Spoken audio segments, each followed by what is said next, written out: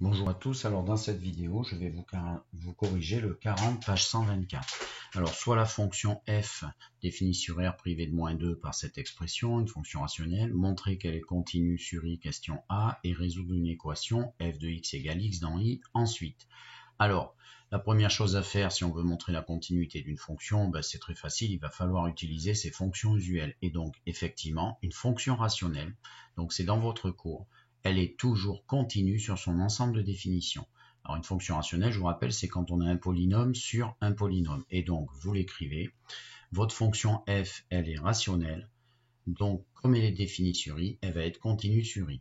Bon, petit b, on doit résoudre l'équation f de x égale x. C'est un exercice de calcul. On remplace donc f de x par x et on se lance dans la résolution. Donc c'est ce que je fais sous vos yeux.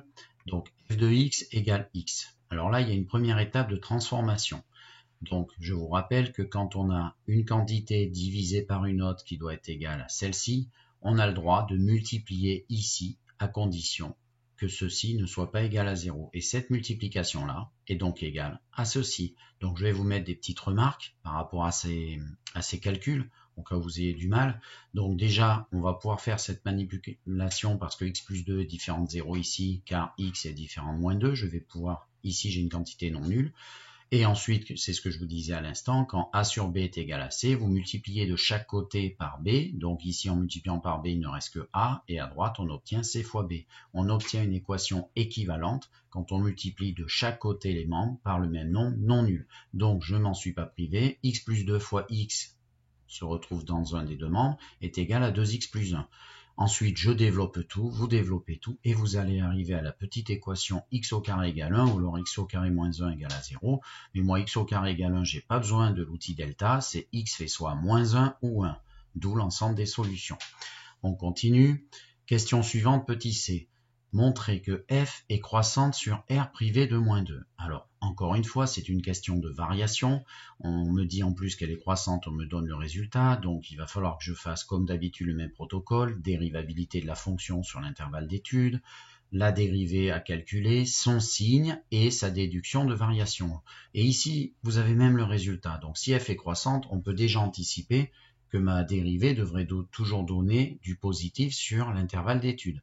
Donc vous écrivez f est une fonction rationnelle définie sur I, donc elle va y être dérivable. Ensuite, votre fonction de base, si vous regardez bien, c'est u sur v parce qu'il y a des x en haut et des x en bas. Donc vous identifiez qui joue le rôle de u, qui joue le rôle de v. Donc u c'est 2x plus 1 et v c'est x plus 2. Et u comme c'est 2x plus 1, u' c'est 2. V étant posé x plus 2, v' c'est la dérivée de x, donc 1 plus 0, donc 1.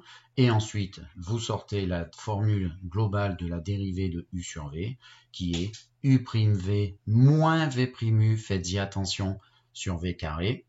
Et donc, je vous l'affiche.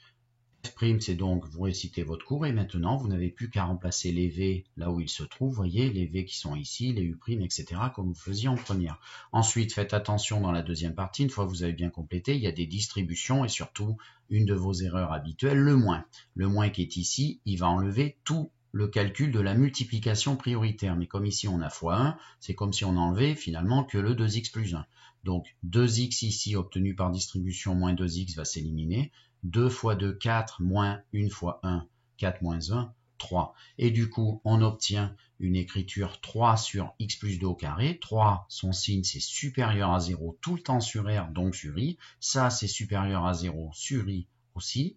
Donc, en fait, vous avez un numérateur et, j'oublie, un numérateur et un diviseur qui sont supérieurs à 0 sur I. Donc, vous avez une expression qui est supérieure à 0 sur I, et donc ma fonction, j'ai fait une petite bêtise là, bon c'est pas grave, je corrige, vite fait, je vais effacer, donc ma fonction, elle est, voilà, elle est dérivable sur I, non c'est pas elle est dérivable sur I, elle est positive sur I ma dérivée, donc ma fonction, comme sa dérivée est strictement positive sur I, eh bien vous l'écrivez, f elle est croissante sur I, il n'y a pas besoin de faire de tableau. D'accord? Il n'y a qu'une variation, on ne va pas s'embêter. Que ce soit à gauche ou à droite de la valeur interdite moins 2, vous avez des flèches donc, qui sont vers le haut parce que votre fonction elle est strictement croissante. Ici, ils m'ont mis que croissante, en fait elle est strictement croissante à gauche de moins 2 comme à droite de moins 2. Question suivante. Alors, c'est une question soit la suite U0 égale 0, tel que pour tout n appartenant au naturel, le suivant, un plus 1 est égal à f de un à l'image du précédent par la fonction, c'est donc une suite récurrente. Et première question, on nous demande de démontrer par récurrence que pour tout n appartenant au naturel, c'est-à-dire qui démarre à 0, on a toutes ces inégalités. Donc 0 plus petit que un plus petit ou égal à un plus 1, plus petit strict que 1. Bon alors, déjà, si vous avez hésité, vous pensez que vous allez avoir des difficultés sur démontrer cette récurrence, je vous conseille d'aller voir mes vidéos dans lesquelles, dans le chapitre 1 des suites, je vous ai dit comment on pose Pn, c'est qui qu'on pose Pn. Vous verrez, après avoir vu cette petite vidéo de moins de 5 minutes, vous saurez quoi poser Pn par rapport à la question qui est posée aujourd'hui. Ensuite, comment on démontre l'initialisation sans se faire pénaliser, on le fait correctement sans utiliser le résultat. C'est une autre vidéo. Et la troisième vidéo, c'est des conseils pour justifier l'hérédité que je vais encore m'appliquer ici. Alors la première chose à faire, et donc, c'est de trouver Pn. Vous faites pause ou alors vous continuez avec moi. Donc Pn, vu la question, c'est tout ça. C'est cette batterie d'inégalités qui est Pn et il nous faut le justifier ceci. Ça va être ma propriété Pn pour n à partir de 0. Donc première chose, vous identifiez votre propriété et vous l'écrivez. Donc voilà, j'ai écrit ma propriété. Donc soit Pn, ce que je viens de recopier, pour n à partir de 0. Alors la phase d'initialisation, c'est montrer que P pour la valeur particulière 0 est vrai. Donc P0, c'est 0 plus petit ou égal à U0, plus petit ou égal à U0 plus 1, U1, plus petit que 1.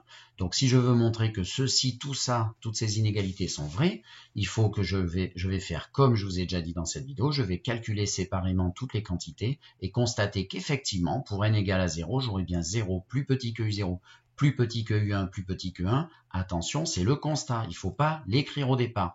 Donc le conseil que je vous ai donné et que je reproduis ici, vous écrivez séparément les quantités, 0, ok, bon là il n'y a rien à faire, U pour 0 là ça fera U0, U0 vous allez le chercher dans l'énoncé, il fait 0, là j'ai besoin de U1, on ne l'a pas dans l'énoncé, mais on a un lien qui permet de passer d'un terme à son suivant par la fonction f. Donc U1 ici obtenu pour n égale à 0, c'est égal à f de U0. Et du coup, je calcule U1 en faisant f de U0 c'est-à-dire f de 0, et je vous ai rappelé la fonction f de 0, il suffit de remplacer ici par 0, du coup tout s'élimine, il reste 1 demi. Donc f de 0, c'est-à-dire 1 demi, c'est ma valeur de U1. Et le dernier membre, c'était 1. Est-ce que j'ai bien ça, plus petit ou égal à ça, plus petit ou égal à ça, plus petit strict que 1, oui. Donc je l'écris et je peux écrire et affirmer maintenant ceci, c'est-à-dire cette phrase ici, pas cette phrase, cette suite d'inégalités pour n égale à 0, et donc c'est votre P0 qui est vrai.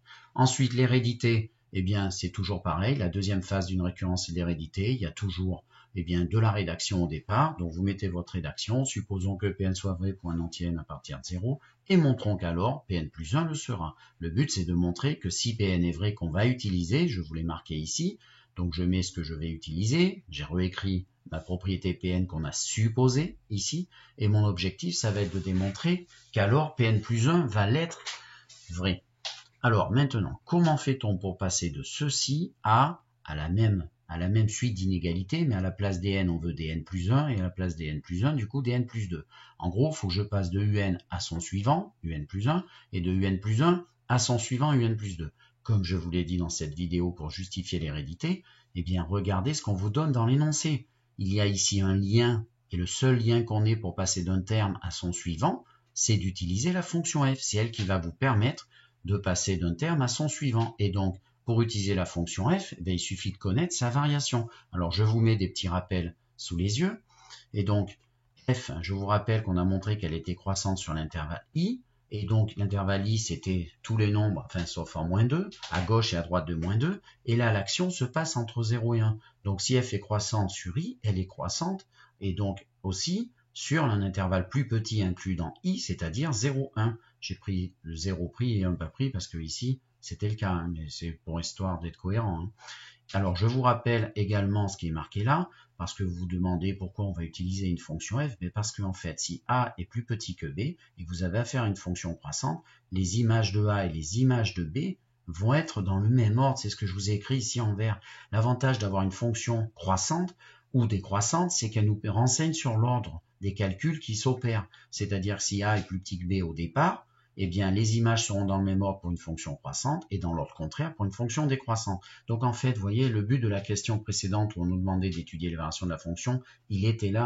Il était de pouvoir appliquer cette fonction à cette suite d'inégalités pour pouvoir en déduire celle des images, le classement des images. Donc c'est ce qu'on fait à l'instant. Et donc f de 0, f de 1, f de 0 va être plus petit ou égal dans le même ordre par rapport à f de un, par rapport à f de un plus 1, par rapport à f de 1. Vous faites vos petits calculs. F de 1, vous remplacez par 1 en haut ici. 2 fois 1 plus 1, 3 sur 1 plus 2, 3, 3 sur 3, ça fait 1.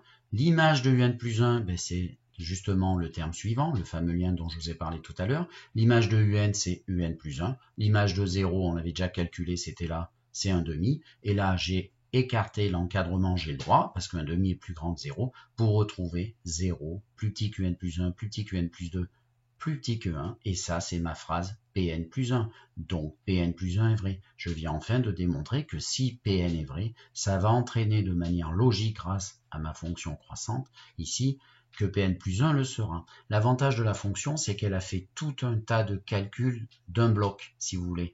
Il n'y a pas eu les inégalités, c'est une délicatesse, mais ici, on a fait le tout. Et cette étude de fonction permet de passer directement de là à là, par le calcul qui s'appelle la fonction f, chercher une image. Donc, conclusion, c'est de la rédaction. Donc, votre conclusion, vous l'écrivez. Donc, c'est toujours pareil.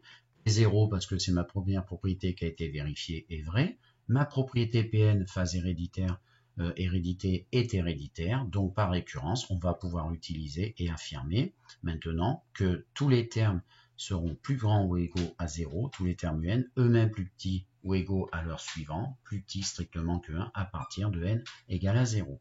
Alors, question d'après. En déduire que la suite un est convergente vers elle, donc là il y a une notion de convergence, il faut qu'on déduise qu'apparemment, si est marqué en déduire, c'est qu'on a fait des choses qui nous permettent de déduire qu'elle est convergente, puis trouver cette limite. Alors, qu'est-ce qui me fait penser dans mon cours des suites qui me permettrait de démontrer qu'une suite est convergente. Mais apparemment, on ne sait pas vers où, donc il donne un petit nom, il appelle L. Alors, c'est toujours pareil. Il y a un théorème qui sert énormément, d'accord, pour montrer qu'une suite est convergente. Par contre, il ne permet pas de trouver la limite. Bon, ben on verra comment on va faire pour elle après. Eh bien, c'est le théorème de convergence monotone. Alors, je vous rappelle que nous venons de trouver quand même quelque chose. Nous venons de trouver que pour n plus grand ou égal à 0, on a trouvé cette suite d'inégalités. Et donc le théorème de convergence monotone, je vous le rappelle, il ne sert qu'à montrer qu'une suite converge, mais il faut avoir quand même quelques ingrédients. Il y a deux versions. La première version, c'est quand votre suite est croissante, eh bien il faut lui trouver un majorant. Et alors, si on a ces deux ingrédients, le théorème de convergence monotone nous affirmera qu'elle est convergente, vers où on ne sait pas, mais elle converge. Et l'autre version, c'est quand on a une suite décroissante avec une suite qui est minorée. D'accord? Alors ici, on va regarder un petit peu plus près. Je vois que 0 et 1, en fait, ma suite, elle est bornée. Hein. Vous voyez, les UN, ils sont tous entre 0 et 1. Donc déjà, je vais avoir minoré et majoré. Maintenant, regardons mieux au milieu, là, entre. Enfin, c'est pas au milieu, c'est entre. UN plus petit ou égal à UN plus 1. Ben, ceci, c'est comme on a déjà vu, c'est les variations de la suite. En français courant, le terme numéro n est toujours plus petit que son suivant. Ma suite, elle est croissante. Donc, si ma suite est croissante, il suffit que je couple cet argument avec l'argument majoré. Et donc, c'est de la rédaction. Vous écrivez UN, vous prenez les petits morceaux que vous avez besoin. Donc, moi, je prends UN plus petit ou égal à UN plus 1 par rapport à tout ce qu'on a démontré avant. Donc, j'affirme que ma suite est croissante.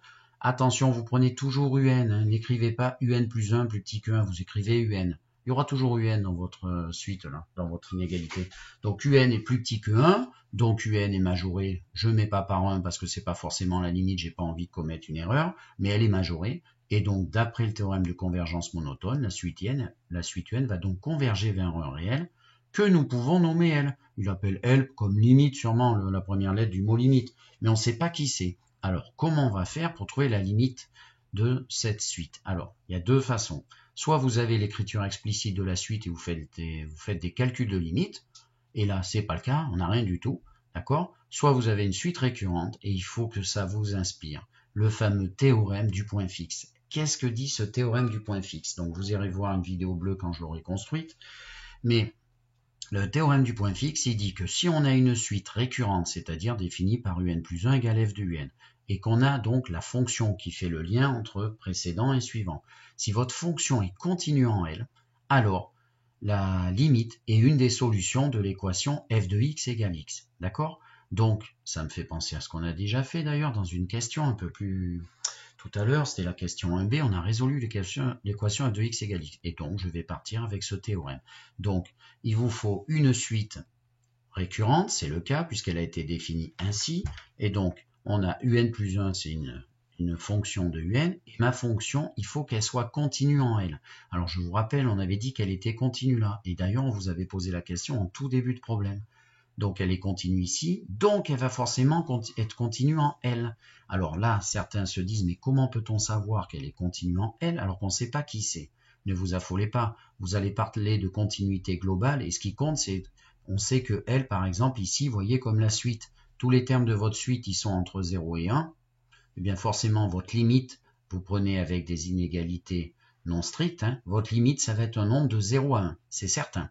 Donc si votre limite est un nombre entre 0 et 1, comme ma fonction est continue ici et que l'intervalle 0,1 il est là-dedans, forcément ma fonction va être continue en L, quel qu'il soit, puisqu'il se balade entre 0 et 1. Donc j'ai cet argument, j'ai l'autre argument qui était d'avoir une suite récurrente, donc d'après le théorème du point fixe, L c'est une des solutions de l'équation f de x égale x, et je l'ai déjà résolu en petit 1, partie B, et nous avions trouvé deux possibilités, moins 1, 1. Donc, il y en a une des deux qu'il va falloir éliminer. Hein. À chaque fois que vous en trouvez, il va falloir tout éliminer sauf une. Donc, nous, on en avait deux. Bon, ben, il y en a une des deux qui est facile ici à éliminer, c'est moins 1, parce que moins 1, tout simplement, ne peut pas convenir. On a dit que ma limite, tous mes termes de suite sont entre 0 et 1, et que ma limite est entre 0 et 1. Donc, celui-ci ne peut pas convenir. Donc, ça veut dire que ma limite, c'est forcément 1. Et je conclus, limite de un lorsque n tend vers plus l'infini, c'est 1. Alors, je vais vous montrer ce que ça donne graphiquement pour clôturer cet exercice. Donc, j'ai dessiné ici en bleu la courbe de la fonction. J'ai dessiné la droite y égale x en noir. J'ai positionné u0, regardez, à sa valeur 0. Et je vais donc vous faire constater déjà, première chose, regardez bien. Alors j'ai zoomé, hein, vous faites attention, j'ai zoomé pour qu'on voit bien ce qui se passe par rapport à ma suite. Vous retrouvez bien, regardez bien à gauche que les points et à droite que les points d'intersection entre les solutions de l'équation f de x égale x, c'est-à-dire bleu et noir, eh bien c'est les abscisses des points d'intersection. On voit bien qu'ils sont au niveau du moins 1 à gauche et au niveau du plus 1, donc je contrôle la qualité de ma résolution d'équation. Maintenant, la convergence de ma suite et voir si... ma suite elle est bien croissante, etc. Eh bien regardez, j'ai mis U0 en abscisse au niveau du 0 et je vais faire les constructions comme vous ont montré mes collègues et moi-même. Donc je vais changer le n égale à 0 là-haut, je vais faire des constructions. Donc regardez, je fais faire des constructions. Donc vous avez, c'est affiché en bas entre 0,4 et 0,6 à peu près, ben c'est U1, c'est le terme suivant. Après à sa droite U2 et regardez, je vais continuer. Regardez mon n qui évolue en haut. Je continue et qu'est-ce qui se passe? Mes termes vont de plus en plus vers la droite. Traduction, ma suite est croissante et ils semblent s'agglutiner. Ils semblent s'agglutiner vers la valeur 1, la limite de ma suite.